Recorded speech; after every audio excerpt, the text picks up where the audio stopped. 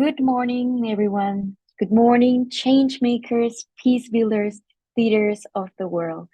It is my pleasure to welcome you to the World Youth Skills Day 2024, focusing on youth skills for peace and sustainable development. My name is Nayesmi Navarro. I'm from Costa Rica, and I'm honored to be your moderator today. Dear all, from hate speech and discrimination on social media to educational disruptions, forced displacements, and violent armed conflicts, children and youth face many challenges. Today, we gather to discuss how to better address these issues by empowering young people with the essential skills needed to thrive in today's complex global landscape. Together, we will explore many skills and strategies to empower youth, fostering a future of peace, stability, and sustainable development. Let us begin with the video message from His Excellency Mr. Dennis Francis, President of the General Assembly, who will share his insights on the importance of this year's theme.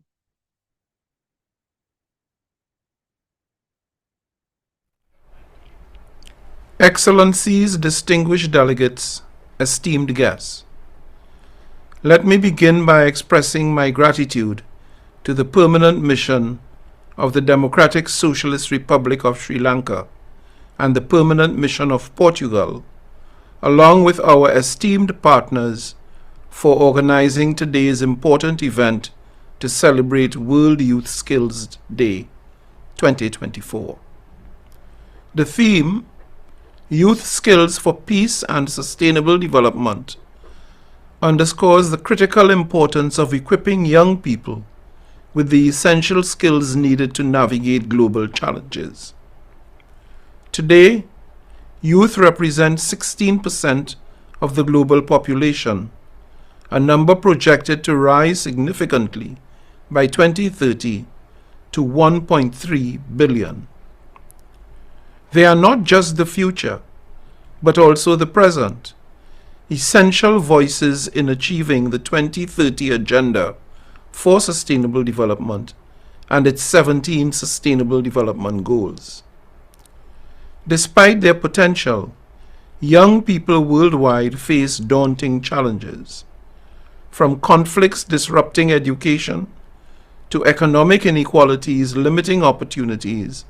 Many lack basic skills necessary for decent employment. This jeopardizes their future and, by extension, threatens societal stability. It is therefore imperative that we empower youth with skills that foster a culture of peace, nurture responsible global citizenship, and promote sustainable development. By investing in their education and creating inclusive environments, we empower young people to contribute meaningfully to society. During my official visits as President of the General Assembly, I have witnessed firsthand the enthusiasm and contributions of young people towards advancing the 2030 Agenda for Sustainable Development and their keen interest in major UN processes. I believe that their engagement is vital for driving innovation and sustainable solutions. Yet, much more must be done. We must enhance their access to quality education, leverage digital technologies for inclusive learning, and ensure safe educational spaces. Empowering youth is not just a moral imperative, it is a strategic investment in our shared future. As we commemorate World Youth Skills Day, I urge member states, the UN system, and all stakeholders, private sector, civil society, among others, to strengthen efforts in supporting youth. Together, let us build a more peaceful, inclusive, and sustainable world where every young person, everywhere, can thrive. I thank you.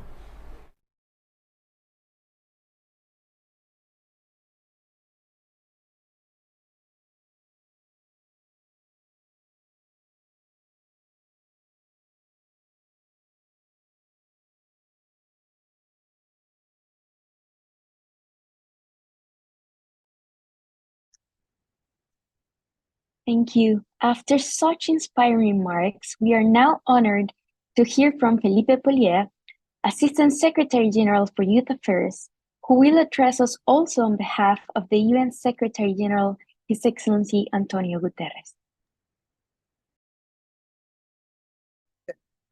Hi, how are you? Thank you, Nayesmi, for giving me the floor. Excellencies, dear colleagues, esteemed young leaders present here. My name is Felipe Polier, and I'm the United Nations Assistant Secretary General for Youth Affairs, leading the newly established United Nations Youth Office. It is my honor to join you today to celebrate together World Youth Skills Day. Before I begin, allow me to thank all the partners that made today's event possible, and particularly the permanent missions of Portugal and Sri Lanka to the United Nations, UNESCO, ILO, and of course, our team at the United Nations Youth Office. As you may know, the world is home to 1.9 billion young people, the majority of whom live in developing countries, many of them already affected by conflict. All of them, without exception, have the potential to create positive change, to solve pressing global challenges, and to impact lives and communities positively. Young people contribute to building a more peaceful, just, and sustainable world for all that leaves no one behind. However, what millions of young people lack is the opportunity to achieve their fullest potential. That is why 10 years ago, in December 2014, the United Nations General Assembly established World Youth Days to emphasize the critical importance of equipping young people with essential skills for employment, decent work, and entrepreneurship, as well as establishing these days when it's about addressing today's global challenges and advancing sustainable development. Equally important, when young people are equipped to practice empathy, compassion, and social justice, and when young people are engaged in their communities, they are more likely to cultivate a culture of peace and understanding. For that to be possible, peace is a fundamental precondition. Young people understand the urgency and they demand action now. By investing in skills development and quality education, we lay the groundwork for lasting peace, human rights, and development. That is why it's my immense honor to convey a written message from the United Nations Secretary General Antonio Guterres on the occasion of World Youth Skills Days. And I will quote now. The future of humanity and our planet depends on young people, but it also depends on ensuring they have the skills to tackle today's challenges and to shape a more peaceful tomorrow. We know there is a clear link between countries that enjoy high levels of peace, spending on education, and schools completion rates. Yes, today, almost a quarter of the world's youth are not in education, employment, or training. With that, figure more than twice as high of young women. Meanwhile, the financing gap for education in low and middle income countries stands at a massive $100 billion a year. This year's World Skills Day shines a spotlight on skills for peace and sustainable development. Around the world, young people are already working to build safer and stronger communities. They can make an even bigger difference for our shared future with training, for the burgeoning green and digital economies, education to help break the cycle of hate speech and misinformations, tools to enhance mediation and dialogue, and so much more. Today and every day, let's work to transform education, and let's ensure that youth have what they need to build skills for shaping a more peaceful, sustainable future for all. And that's the end of the message of the Secretary General, Antonio Guterres. On my side, thanks again for being here.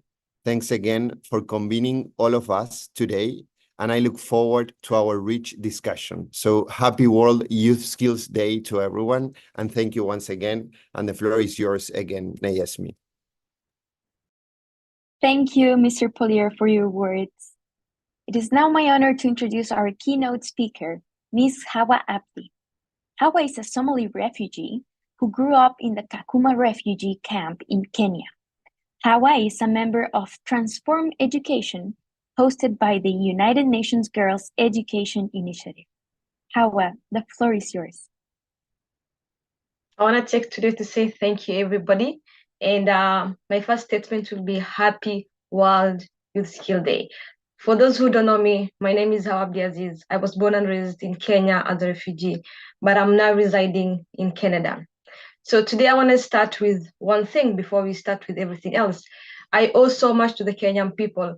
And so I want to start today by offering my condolences to the family of the youth who lost their lives over the past 2 weeks on the streets of Kenya. I want to honor them by thanking the Gen Z youth in Kenya for showing us all not the potential, but the power we have as youth to shape our collective future. You remind us that it's not only lack of skills and education that holds us back our development, but unfortunately, too often it is a lack of political will on the part of a generation who came before us and who continue to make decisions for us. I want to talk about today the importance of education as transformative tool. The education I have and the opportunities I got as I am today, where I am today, it's because of to my mother. She made sure that she went way ahead of everybody, making sure that I get the education I have today. She did that all as she was a refugee, feeding 10 mouths. I have 10 siblings. But she did all because she knew that education will transform my life and the lives of my siblings. She knew that I will be able to build my future. She knew that I will go my way to help every other young person who will come on my way that will need my help. This is a purpose of the World Youth Day. We are here to collaborate on solutions, but the most include the solutions being offered by youth themselves. We have made great progress through this forum in clearly defining our rights as youth, our rights to education that equips us with the skills we need to succeed, and our rights to work. These are important rights, but perhaps our most critical right is our right to shape the future we will inherit, to come up with the solution that our problems will solve. This is very essential to put our resources behind youth-led initiatives. We have a lot of them coming up right now. This enables the youth to start shaping their own future right now. I have seen these changes firsthand. I am a member of Transform Education. This is a network of young feminist educators coming together and working to empower and shift to achieve a gender transformative education. Young people are already collectively building the foundation for more than just a peaceful world. Go to any refugee camp you see today in the world, and you will find youth who are tutoring children, planting trees, creating clubs for peaceful clubs, creating dancing competitions, doing things for their own. Like in Kakuma refugee camp, the youth define their own success by how many of our small sisters and brothers we can uplift them as we climb the ladders towards independence and self-confidence. I have been there. I was born in Kakuma.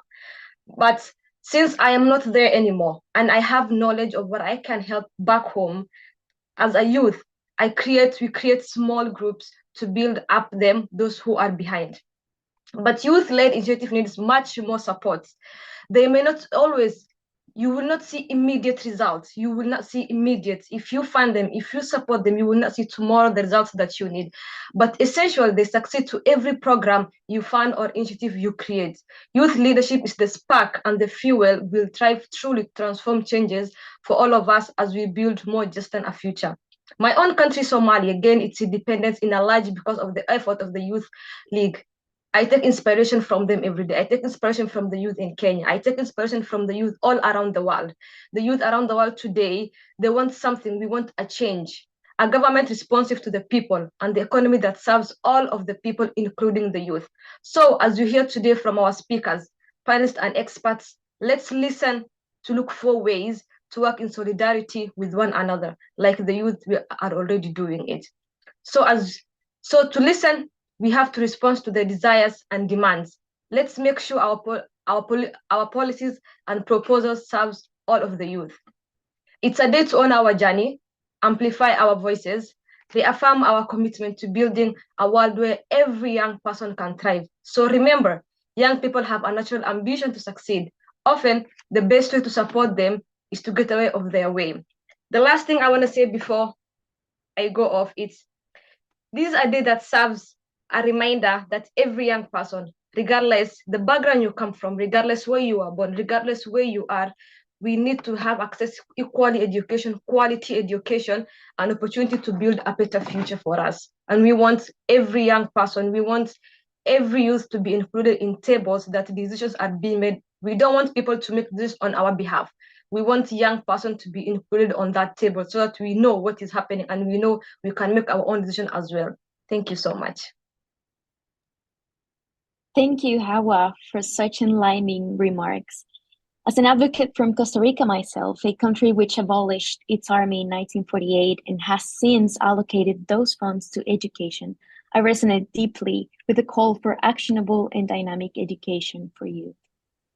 Before we delve into our panel discussion, focusing on peace and sustainable development in youth skills, please allow me to introduce our panelists.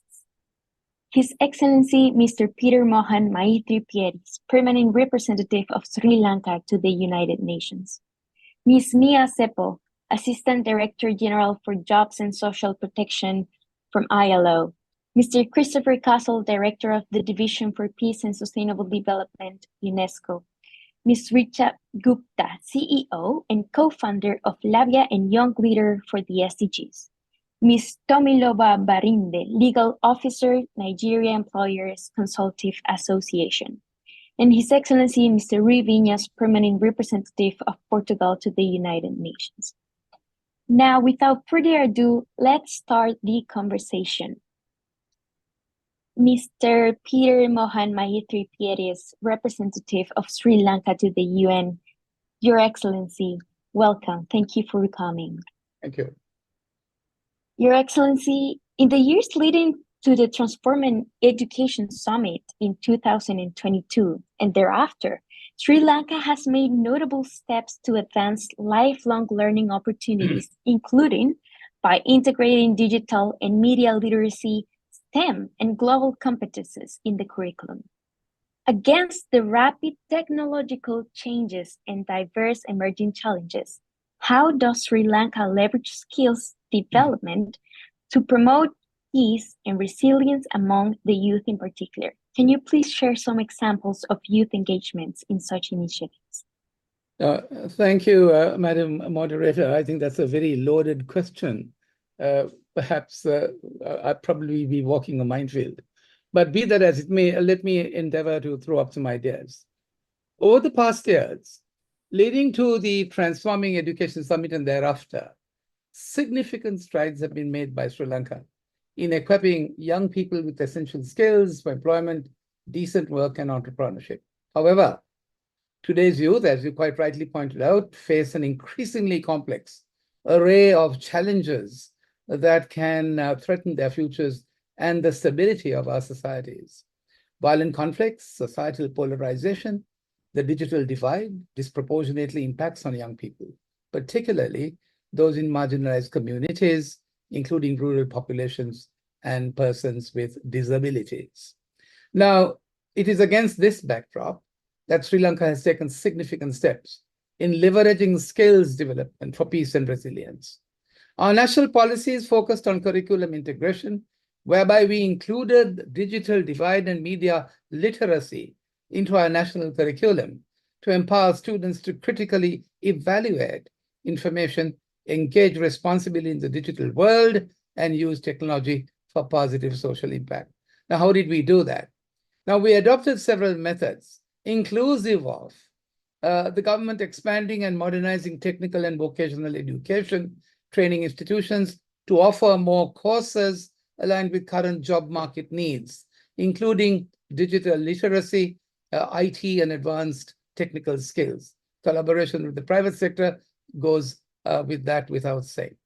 Then we also took steps, took initiatives to enhance digital literacy among youth and providing them with essential skills for modern workforce, coding and IT training programs, focused on software development and other IT skills are being introduced to prepare youth for careers in technology. Peace education is being integrated into schools to promote understanding, tolerance, and conflict resolution skills amongst young people, supporting youth-led organizations and initiatives that foster dialogue and understanding among diverse communities, where you will appreciate helps build social cohesion. Now, we have also looked at startup support. Programs to support young entrepreneurs, including access to funding, mentorship, and business development training, encourage, we believe, innovation and self-employment. Establishing innovation funds and incubators, providing space where young people can collaborate, learn, and develop new ideas. We have also looked at the emphasis on life skills such as critical thinking, problem-solving, teamwork, communication helps, and communication, which helps youth adapt to various challenges and work effectively in diverse environments. We have also encouraged youth to engage in community service projects, promote civic responsibility, and provide practical experience in teamwork and leadership. In other words, facilitating volunteer opportunities in various sectors to help gain exposure to the different fields. We also formulated and implemented policies that specifically address the needs and aspirations of youth to ensure that their development is a national priority. And of course, finally, to encourage youth participation in the decision-making process. That's a lesson that we learned in recent times at local and national levels to ensure their voices are heard and not considered. So these efforts collectively have empowered Sri Lankan youth with the skills and resilience needed to navigate the complexities of what we are doing in this regard. Now, let me quickly say something about the gender aspect and how we manage that. We manage that pretty well. The gender implications in the process are leveraging skills development. Madam Moderator, you will appreciate, will promote peace and resilience amongst the youth in Sri Lanka, and that's a significant factor. Addressing these implications ensures that both young men and women benefit equally and can contribute to the benefit from socio-economic development and peace-building efforts. Now, what have we done in that regard? We have ensured that both young men and women have equal access to education and vocational training programs, and I would say that that has been a great success. Developing targeted programs to encourage girls' participation in traditional male-dominated fields such as STEM, science, technology, and engineering and mathematics, and IT, which helps to bridge the gender gap in these sectors. We've also addressed the digital divides as young men and women have less access to digital tools and the internet. So providing digital literacy, training, and access to technology can, we believe, helps to ensure that young men, women are not left behind in the digital economy. We have also created safe online learning environments, addressing online harassment, and encourage more young men, young women to engage in digital learning and use technology confidently. We have also provided equal support for young female entrepreneurs, including access to funding. We also promote gender-inclusive hiring practices and supporting policies that ensure equal pay for work that can help young women secure better employment opportunities. Then, of course, we have gone on to the constraints of time. I cannot spell it out for in detail, but we engaged in peace, education, and social cohesion, supportive policies and advocacy, addressing gender-based violence, supportive services. So by addressing these gender implications, we have created a more equitable and inclusive environment. Just to give you one or two examples, we have engaged in education and training programs. We have a program called the Girls in IT initiative to encourage and support young women to pursue education in careers of information technology. We have Vocational Training Authority of Sri Lanka, who offers specific programs for women in non-traditional fields such as electrical work, automotive repairs, construction, ensuring that they have access and to demands and access to skills. We also engage in digital inclusion efforts such as workshops and camps, entrepreneurship and economic empowerment, programs that provide financial literacy, business management, life skills leadership training, peace education and social cohesion, policy advocacy, and of course, support services, establishing centers and provide young women with access to counseling, legal aid, support services, helping them overcome personal and societal challenges. And of course, finally, we have also made available hotline and safe spaces, creating hotlines and space where young women can report instances of gender-based violence and receive immediate assistance and support. So here we are. By implementing these programs and initiatives, Madam Moderator, Sri Lanka has effectively addressed the disparities and ensure, in an endeavor to ensure that young women are empowered to contribute to peace and resilience in their communities. Thank you. Thank you, Your Excellency. It's so great to know that Sri Lanka is supporting youth at so many levels, especially prioritizing gender-based policies. We hope to see more young women leading one day. Truly an example for the international community. Thank you. Next, we will hear His Excellency Mr. Rui Vinhas, Permanent Representative of Portugal of the United Nations. Your Excellency, welcome. Thank you. Thank you very much, Niazmi, for presenting me. And let me start also to thanking all the co-organizers for this important event. Thank you. Well, since 2014, Portugal, Sri Lanka, the SDGs, Envoy on Youth, UNESCO, and the ILO, and more recently the UN Youth Office have been joining efforts to commemorate the World Youth Skills Day. Portugal commitments to the youth agenda needs no introduction, I think. Apart from the resolutions we present here in New York, both at the UNGA's third committee and at the OCASOC's Commission for Social Development, and also in Geneva on policies and programs involving youth and on other issues that also affect young persons, we hosted in Lisbon more than 20 years ago, the first ever World Conference of Ministers responsible for youth. Not long ago, in 2019, Lisbon hosted the World for the second time, where we have adopted the Lisbon Plus 2021 Declaration.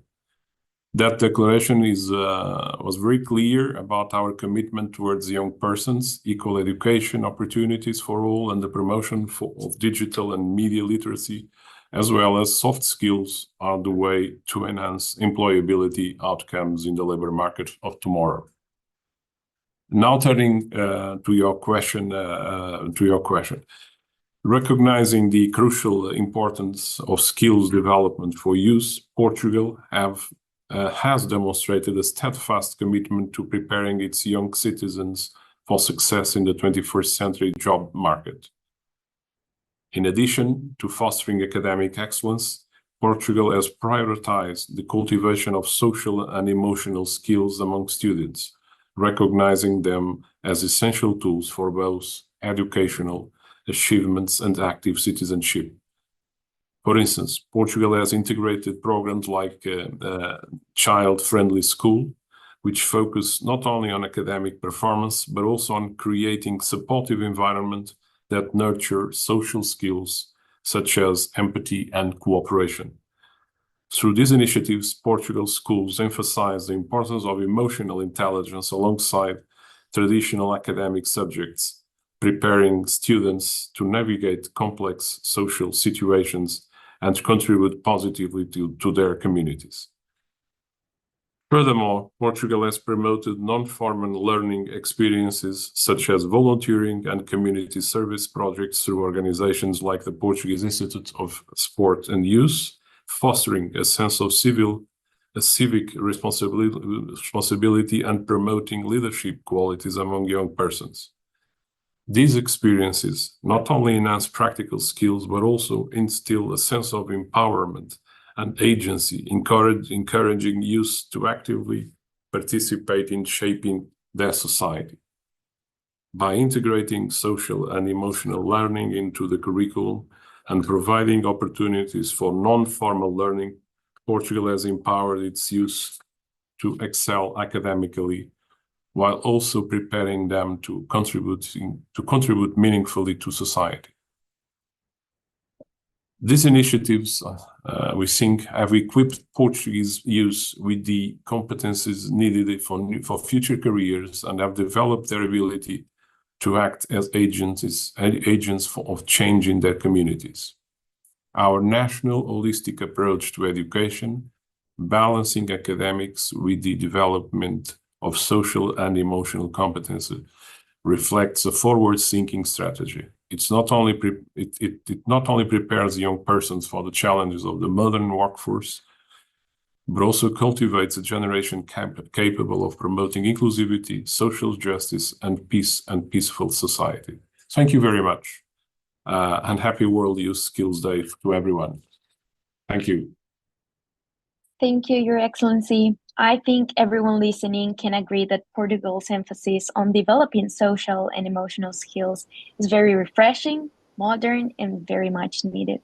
Thank you. Nextly, I would like to give the floor to Ms. Mia Seppo, Assistant Director General for Jobs and Social Protection from ILO. Welcome, Mia. And please let me ask you, as the ILO continues to lead in shaping the future of work, what strategies are in place to equip young people affected by conflict, violence, or disasters with skills for productive employment and decent work? Sorry, sir. Thank you so much, Niasmi. Thanks for that very relevant question. Before I get to your question, let me recognize the presence of the Excellencies, Mr. Pieres, the permanent representative of Sri Lanka to the UN, and Mr.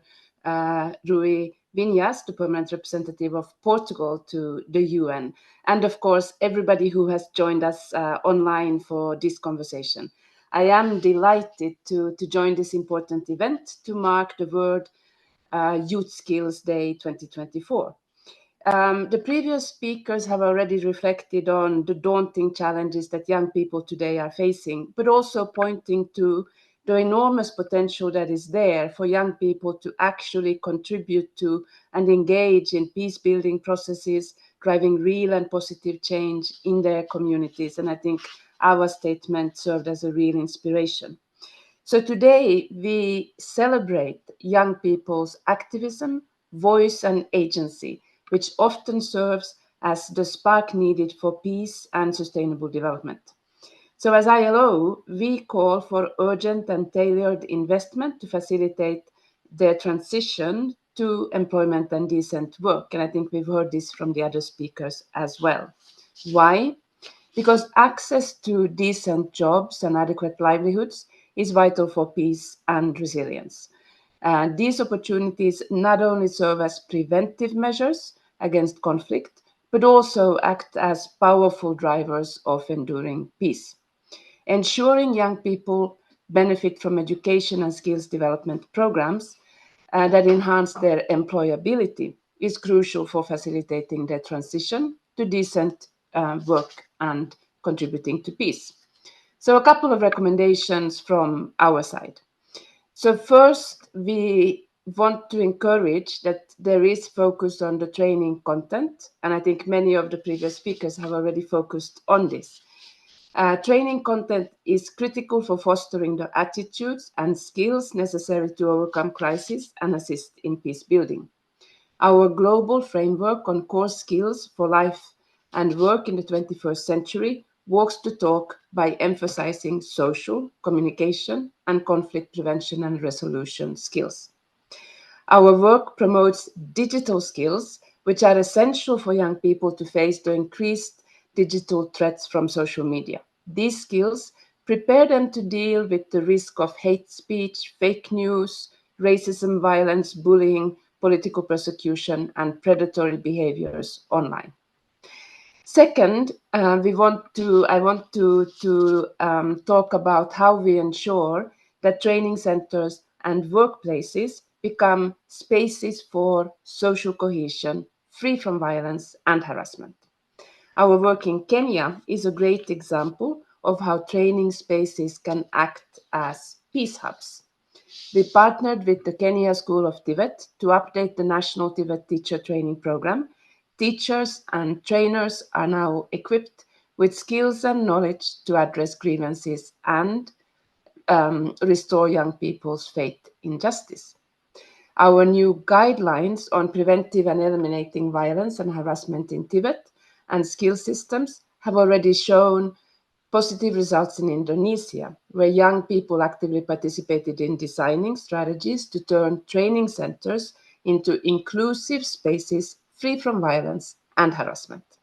And this, of course, is an opportunity to remind all of you of the ILC Convention 190 on violence and harassment. So let me close by calling on everybody who is joining this conversation to work with us to replicate and scale up good practice. I think there is a lot of good practice if we take everybody who's part of this conversation. We would love to co-create training content and reshape training and workplace spaces with you. We count on everybody to raise awareness about the importance of a world of work free from violence and harassment. And I also call on you to join hands with ILO under the UN Global Initiative on Decent Jobs for Youth, which is our public-private youth partnership, to scale up action and impact on youth employment in support of the 2030 Agenda. So I'm going to close, for those who are in Geneva, I'm going to close by citing the motto enshrined in the foundation of ILO's first building in Geneva, and that is, if you desire peace, cultivate justice. With that, thank you for listening, and back to you, moderator. Thank you so much, Ms. Seppo. I proudly second your call. Thank you.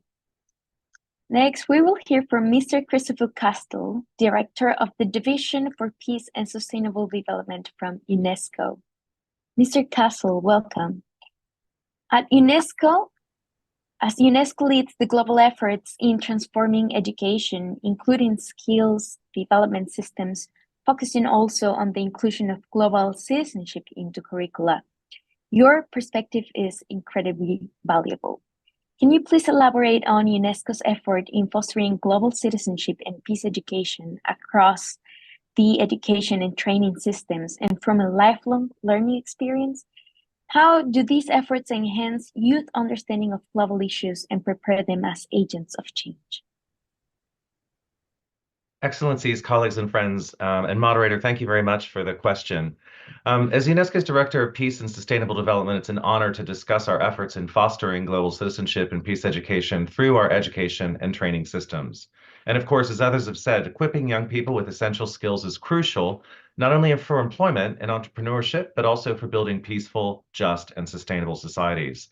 And despite ongoing efforts, skill gaps remain, especially with challenges like conflict, hate speech, changing demographics, and climate change. We know that young people need a range of skills, including technical and core socio-emotional skills. And again, I appreciate the reference to CEL that was made earlier, including things like empathy, interpersonal skills, and resilience. These are essential for engaging in the peace and security agenda. Mainstreaming peace and global citizenship education and technical and vocational education and training, or TVET, skills development and adult learning is vital, and UNESCO is the lead agency for implementing Sustainable Development Goal 4, SDG 4, particularly targets 4.3, 4.4, and 4.7 plays a key role. UNESCO's newly adopted recommendation on education for peace, human rights, and sustainable development provides a guidance on transforming education systems. And this recommendation outlines how education systems should promote lasting peace, human rights, and sustainable development through 14 guiding principles. It covers educational activities in all settings, at all levels, and throughout life. UNESCO supports countries in implementing these actions through guidelines, policy briefs, dissemination of research, and platforms for discussion and exchange among member states and stakeholders. As we know, our world faces growing challenges of hate speech and digital misinformation.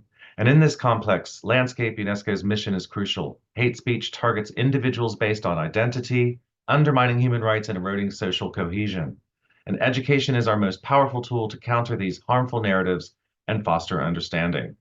Of course, comprehensive training for teachers and learners focuses on instilling respectful global citizenship values. And this includes innovative pedagogical approaches that strengthen social and emotional learning. We're currently revising curricula to make them culturally responsive and inclusive, reflecting our diverse world.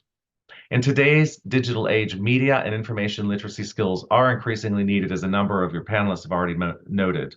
And by promoting these competencies, we empower young people to navigate the online world safely and responsibly, discerning credible information from misinformation.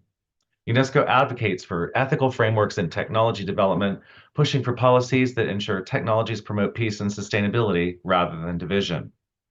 Our Global Citizenship Education program equips learners with the knowledge, skills, values, and attitudes to address complex global challenges, and participants learn to think globally while acting locally, contributing to a more peaceful and sustainable world.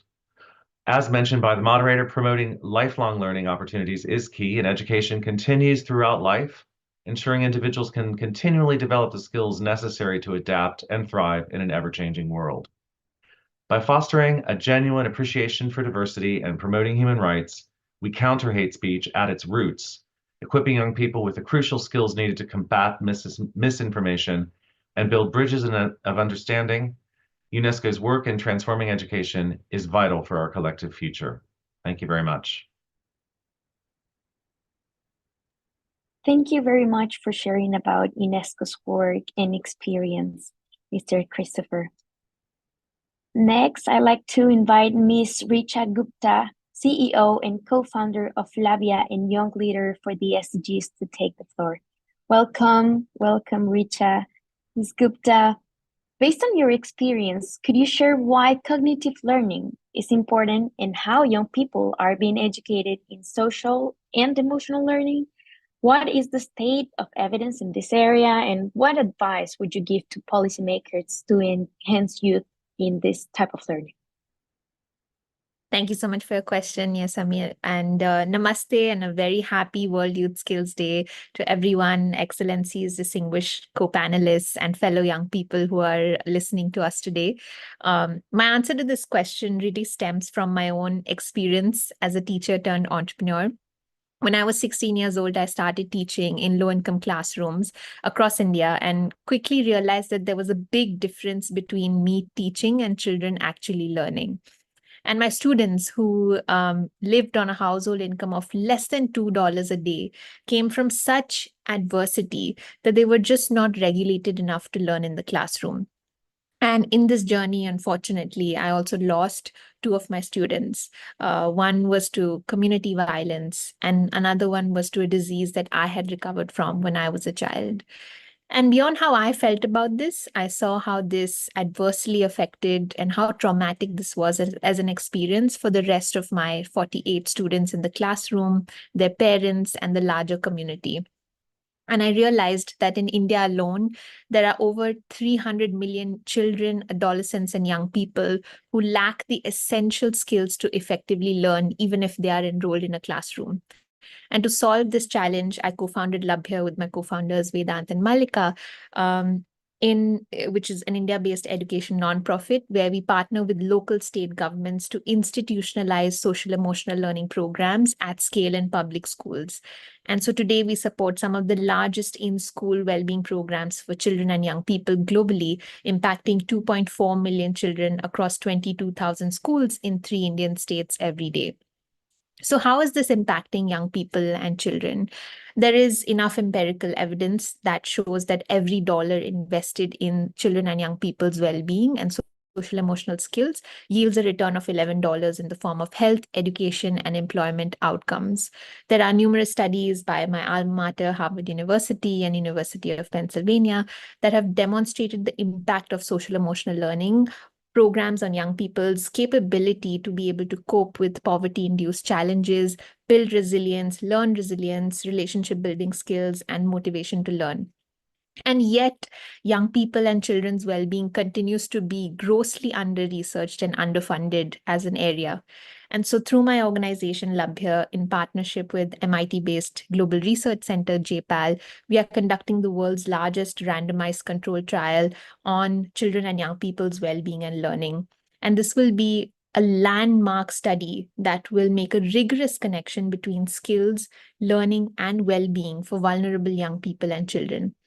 And so in this background, my advice to decision makers, philanthropists, corporations, institutions, educators, and policymakers today is to not look away and start taking action. We have enough inspirational people on the panel today who are doing the work.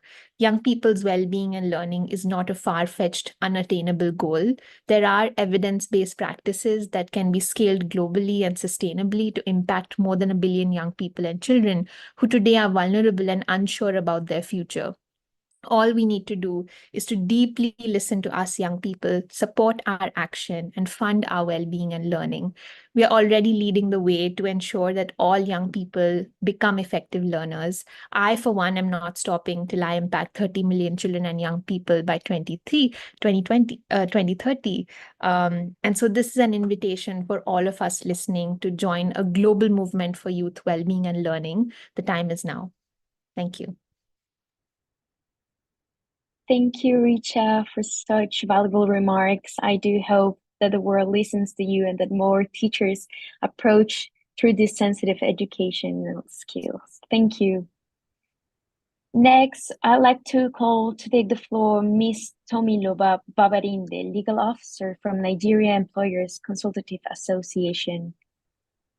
Ms. Tomiloba, welcome. We know that employers are key actors in the pursuit of peace and resilience. Given this, how are Nigerian employers fostering young people's transition to productive employment and decent work, particularly in the areas affected by conflict or violence? Okay, thank you very much for that question. Okay, for Nigeria, areas that are particularly affected by conflict and violence would be the Niger Delta region of Nigeria, which is prone to conflict as a result of the presence of oil corporations. So more often than not, there are usually conflicts between the hosting communities and the oil producing companies because of the kind of activities that go on in that area. Then also we have the northern region, which the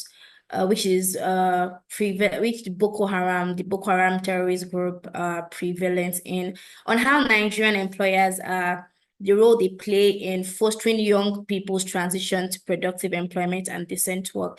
So first, skill development and training programs. Employers are providing vocational training and skills development program tailored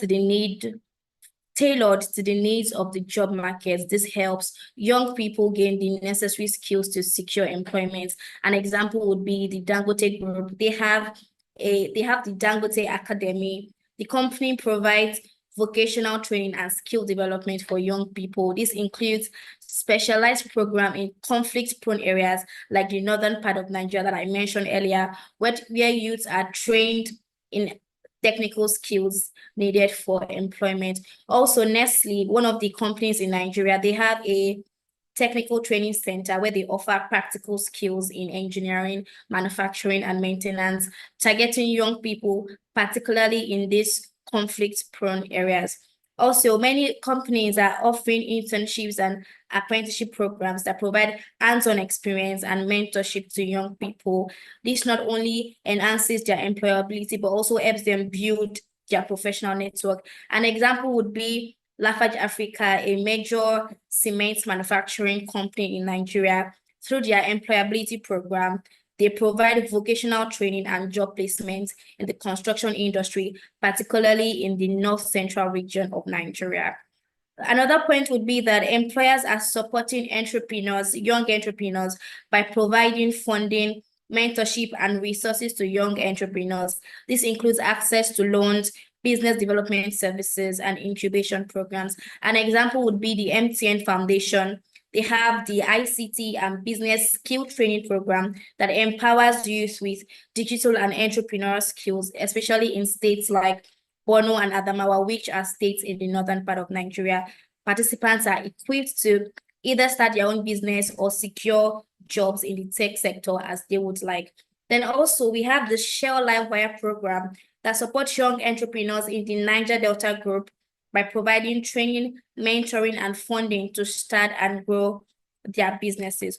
Also, employers are adopting inclusive hiring practices in response to security challenges to ensure that young people from these conflict zones have equal access to employment opportunities. Some employers offer remote and flexible work opportunities, and this allows young people to work from safer locations while still contributing productively to the economy.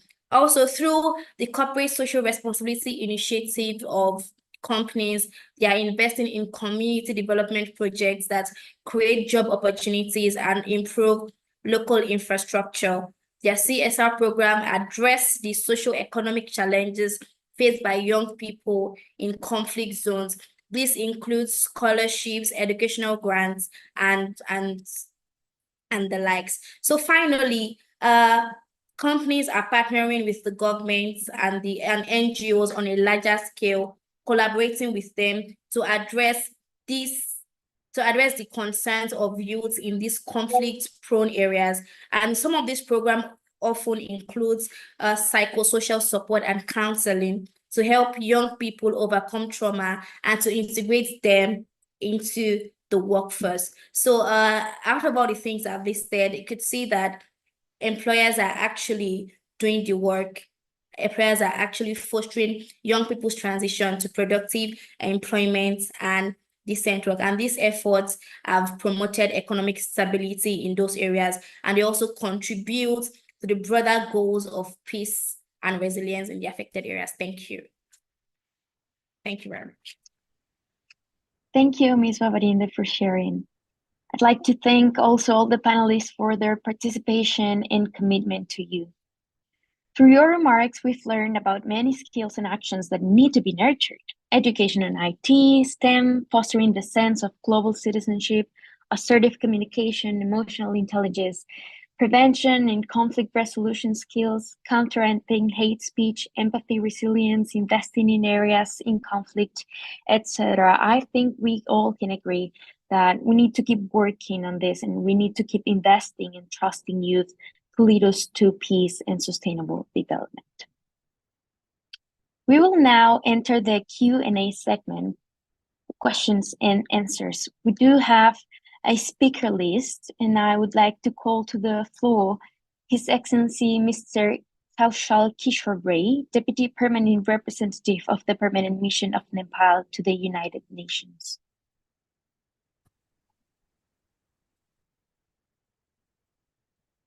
Thank you. Let me switch on the video. Thank you, Ms. Moderator. Can you hear me? We can, yes. Please proceed. Thank you. Thank you very much. And good morning, Your Excellencies, distinguished delegates. Thank you very much for the floor. I would like to highly appreciate the permanent representative of Sri Lanka and Portugal, ILO, UNESCO, and UN Youth Office for advancing the implementation of such a significant resolution.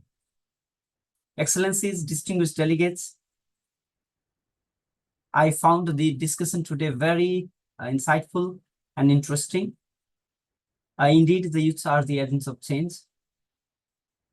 As we are adopting the Pact of Future during the Summit of the Future in September, youths are at the heart of the pact, and their needs and aspirations are being addressed through the declaration of the future generations as well. Youth of any country, if you utilize their potential appropriately, is a great asset, the future and building blocks of a nation. They are not only the partners in development and progress, but also the leaders to lead societies and nations.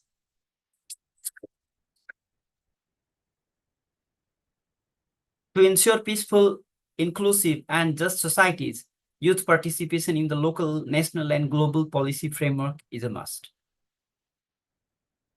First, grooming the youth and women in leadership position, ensuring full, equal, and meaningful participation, including political decision-making. Second, training program to the youth interlinked with the entrepreneurship skills. Third, utilizing program and knowledge, the skills of the youth returning migrants, not only for education, but also for the financial and employment opportunities. Maximizing the digital platform for the youth to reduce the digital and innovation divide and create decent jobs. Fifth, invest in the youth to harness the potential, since this group is the most educated generation over the that might be the role model in socioeconomic and cultural transformation of the world. Madam Moderator, in Nepal, the youth population between 15 to 39 years is about 44%. Nepal's productive population in the form of demographic dividend remains highest at this moment.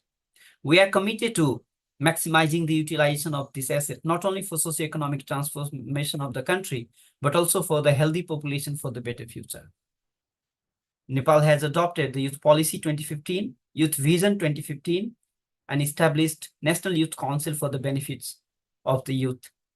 As a policy to encourage youth participation in political space, we have adopted plans and policies to ensure their meaningful representation. As a result, Nepal has seen 42% of youth participation in local level governance at this moment. As we are working on the Declaration on the Future Generations, let us pledge to keep the youth at the center for peaceful, inclusive, and just societies. Nepal stands ready to collaborate with UN and international community in ensuring that youths be represented in every issue of their concern, their voice be heard, their participation be guaranteed, and ensure that there should be none left behind. With this, I wish Happy World Youth Skills Day, and again, thank you very much to all your excellencies and the UN offices for organizing and implementing this important resolution. Thank you very much. Thank you, Your Excellency, for your remarks. Next, I would like to call Dr. Moises Segura, Director, Ministry of the Public Education in Costa Rica. Don Moises, adelante.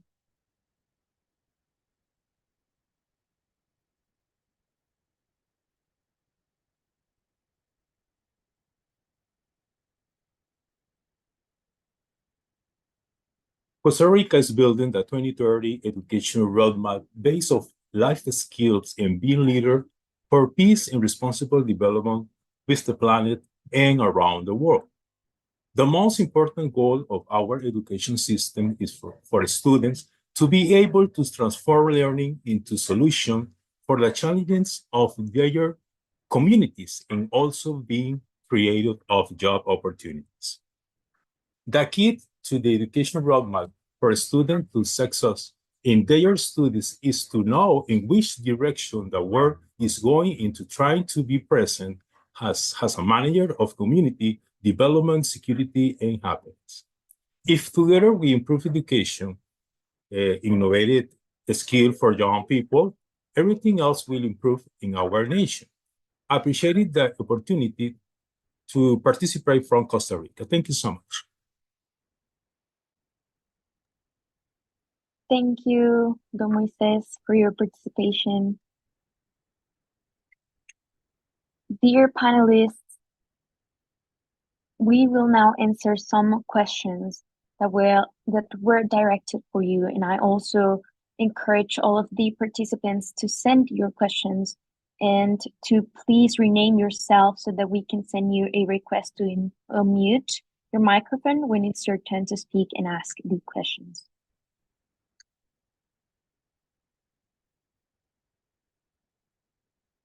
Your panelists, please feel free to answer these questions, just unmute yourselves. We have question number 1. It says, what are some of the key skills and competencies that are essential for young people to develop in order to contribute to sustainable development and global peace? How can youth today continue to build resilient skills for the future as leaders and change makers?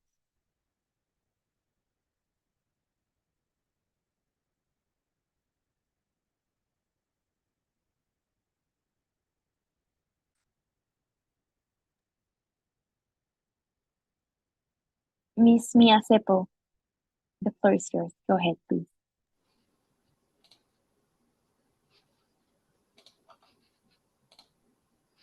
Thank you. Let me try to get the discussion started for you. So the way we look at it at ILO, it's really 4 skills clusters. The first one would be social and emotional skills. I think many of the speakers have already referred to it, and there's quite a bit of practice as well in terms of the power of communication, teamwork, and emotional intelligence. The second is cognitive and metacognitive skills, which includes problem solving, analytical thinking, planning, career management. Third, digital skills. And I think I don't need to elaborate. I think this is both the future of work, but it's also important in terms of peace and resilience. And the fourth would be basic skills for green jobs. I mean, this is where a lot of the job opportunities in the future are. And this is also, I think, where a lot of passion lies in terms of young people's engagement. Last point from my side, I think it's important to recognize that many of these skills are soft and many of them are also transferable skills. And this is, of course, a key thing in terms of looking at understanding the transition from school to work, as well as transition between jobs. Thank you. Back to you. Thank you, Ms. Sepal. If anyone else wants to add to what Ms. Mia Sepal just commented, please go ahead. If not, I will continue with the next question. Right. This is an excellent question. How can we ensure that skills training and development opportunities reach marginalized youth, including those from low-income backgrounds, rural areas, or conflict-affected regions? And please do take into consideration the intersectional priorities.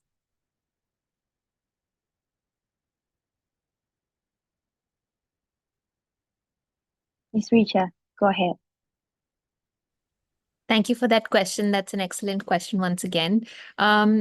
The primary way to reach young people who are on the margins at the last mile is to make sure that our programs are extremely localized. One example is in the work that I do, we co-create the curriculum alongside with young people and public school teachers, and then public school teachers are capacitated to take these programs, these well-being programs, to classrooms at the last mile, and they are encouraged to actually do it in the local language, using local resources that are available around them, and using local context that children and young people see around themselves. And that actually ensures that we are able to reach the last mile in a way that young people and children are able to relate to the work that is happening for them, and not just as taking them as beneficiaries, but as co-creators for the programs that we want to run for them. Great approach. Thank you, Ms. Richa. Anyone else would like to add a comment on this question? All right, we have next question. I think this is directed to UNESCO.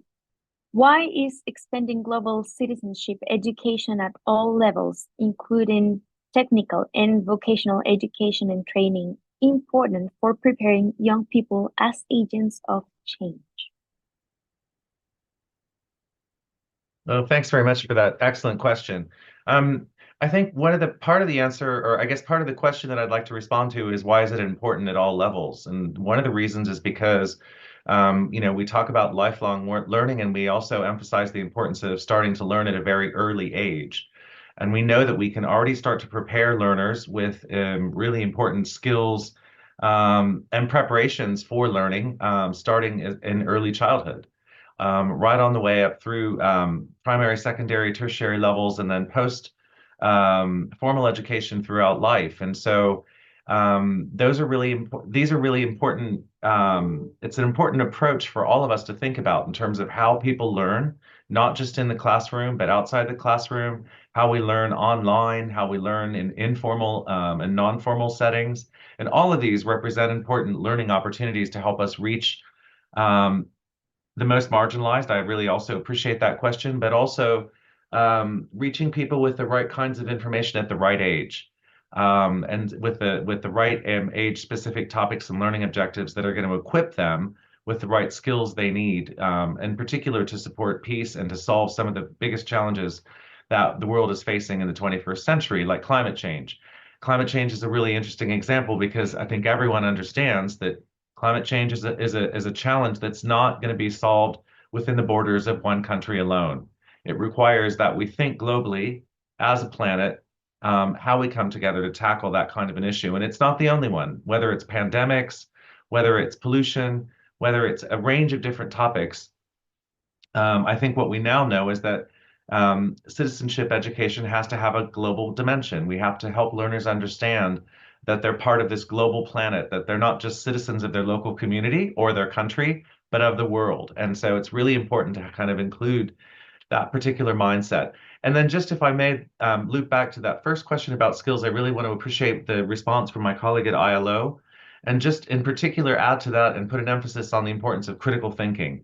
And I think particularly as we know when we're faced with misinformation, particularly online and through social media, it's so important that we equip learners with the ability to kind of understand, identify, and respond to misinformation, because that is at the root of a lot of issues like denial, for example, of climate change, or denial of some of the challenges that the world faces. So it's a really key core part of the type of skills that we need to impart.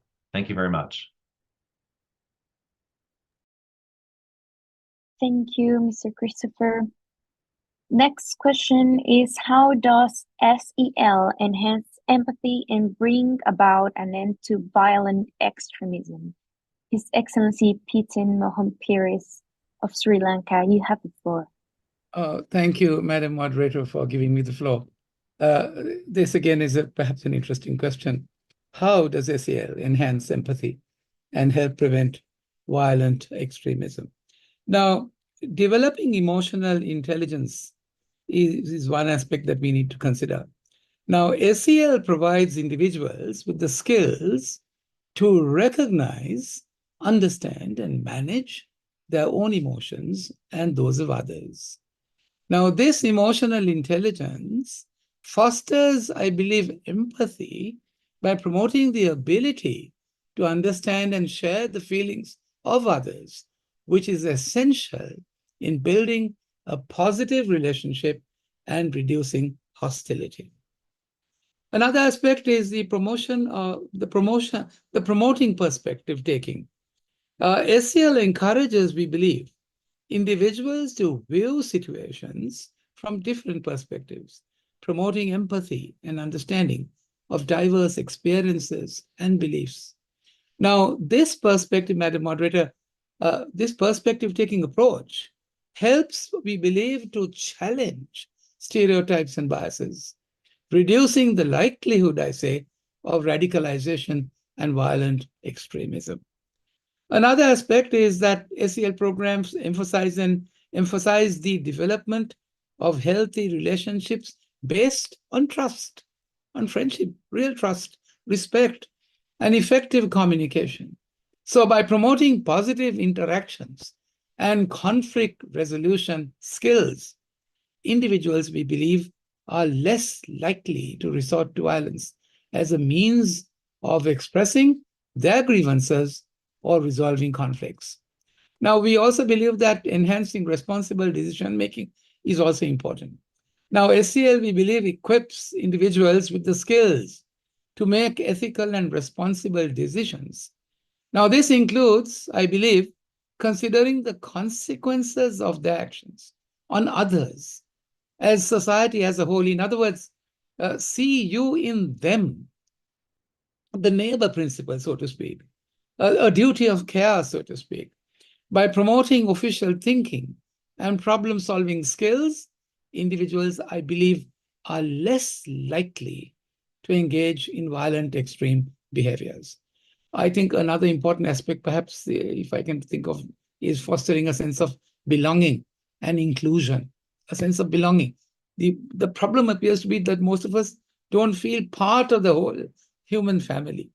SEL creates a supportive and inclusive environment that values diversity by addressing feelings of isolation and promoting a sense of belonging. Now, that's a terrible thing, isn't it? Feelings of isolation. You're being kept aside. So by addressing that feeling of isolation and promoting a sense of belonging, individuals are less vulnerable to extreme ideologies that prey, I believe, on feelings of marginalization or exclusion. So, Madam Moderator, overall, SCL enhances empathy by promoting emotional intelligence, perspective taking, positive relationships, responsible decision making, and a sense of belonging, perhaps above all. So these skills and attitudes contribute to reducing, we believe, the likelihood of individuals engaging in violent extremism as they develop a deeper understanding and empathy towards others, fostering a more peaceful and a tolerant society. I think those few ideas should probably help you to pick up the threads and get on with SCL. Thank you. Thank you very much, Your Excellency. And thank you all of the panelists for your participation. I believe that was the last question. So as we reach the end of this event, I want to invite you all to flip the script. During your interventions, we've talked about what you can do to empower youth and youth skills. But what happens after our skills are developed? Do you let us be empowered and in charge, making decisions by your side? Young people are already employing skills for peace in remarkable ways. For instance, in Colombia, youth leaders have been instrumental in peace-building efforts by mediating between communities and former combatants from FARCs, fostering reconciliation. In Kenya, young social entrepreneurs are using technology to promote civic education and counteract hate speech. In India, youth activists are leading environmental justice movements, advocating for sustainable development and community resilience. In Costa Rica, along with young women and young indigenous leaders, we translated the Universal Declaration of Human Rights to a domestic indigenous language, Biribiri de Talamanca. This was the first international instrument of human rights ever translated to a native language in our country, Costa Rica.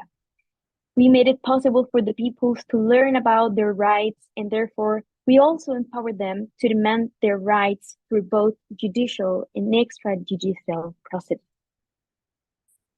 Don't let these efforts, don't let these skills be wasted. Don't develop them and then let them aside. Show young people that you want to take advantage of those skills, that you want to work with them. Give youth a seat at your table. Give youth a voice and vote in decision-making. Education, as we've talked, is of course the cornerstone of peace. Yes, but education alone is not enough. We need more opportunities. We need your trust now, not just in the future.